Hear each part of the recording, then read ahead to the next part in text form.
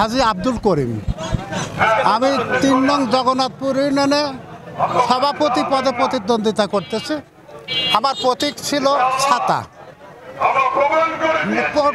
Total union থেকে 9টা word থেকে জনগণ এসে স্বতঃস্ফূর্তভাবে ভোট দিয়েছে। এটা আপনারা লক্ষ্য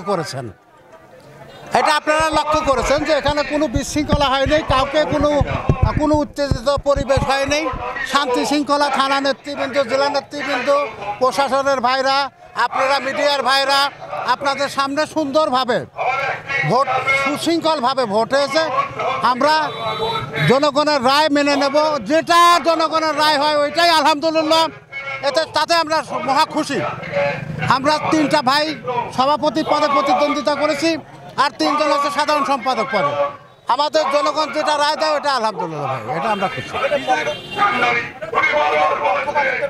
না, এখানে কোনো পক্ষপাতিত্বের সুযোগ নেই, কোনো বিশৃঙ্খলা আমরা হতেও দেই নাই। প্রশাসনও তৎপর ছিল, আপনারা দেখেছেন বিষয়টা।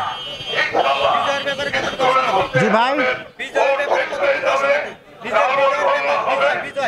বিজয় ইনশাল্লাহ, আমি বিজয়ী হব ইনশাল্লাহ। আমার প্রতীক আমব্রেলা, ছাতা। আমি আশা করি যে আমি বিজয়ী হব ইনশাল্লাহ।